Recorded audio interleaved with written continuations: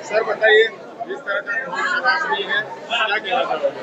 लोकशाही का महापर्व जो वडोदरा कॉरपोरेशन का चुनाव चल रहा है, उसके रिगार्डिंग आज जो एक सरकारी प्रणाली मुजब जो एक कार्यक्रम होता है, उसके हिसाब से फॉर्म चकासनी का कार्य आज हमारे भारतीय जनता पार्टी के चारों चार उम्मीदवार के आज फॉर्म पास हो गए हैं। अभी जनता का आशीर्वाद जो मिला है, वो आशीर्वाद वार्ड नंबर 13 में कांग्रेस मुक्त करने की जो संकल्प लिया है, वो परिपूर्ण करने के लिए लोगों के आशीर्वाद लेने के बाद 26 तारीख को जंगी बहुमत से विजय प्राप्त करने वाले हैं। सर क्या कहना चाहोगे? फॉर्म चकासनी है, आज हमारे वार्ड नंबर 13 के हमारे चारे उम्मीदवार का फॉर्म मंजूर हो गया है। उसके लिए हम भारतीय जनता पार्टी का धन्यवाद मानते हैं और हमारा अभी एक ही लक्ष्य है, वार्ड नंबर 13 में जन समर्थन के साथ घर घर संपर्क करके 4 कमल को खिलाना है। मैडम क्या कहना चाहोगे? फॉर्म चकासनी है જી ફોર્મ ચકાસણી જે થઈ રહી છે એનામાં અમે કમ્પ્લીટ થઈ ગયું છે, અમારું સેન્કશન આગળ થઈ ગયું છે। એના માટે ભારત માતા કી જય, માતાજીની કૃપાથી બધું જ સરળતાથી અમે આગળ વધી રહ્યા છે।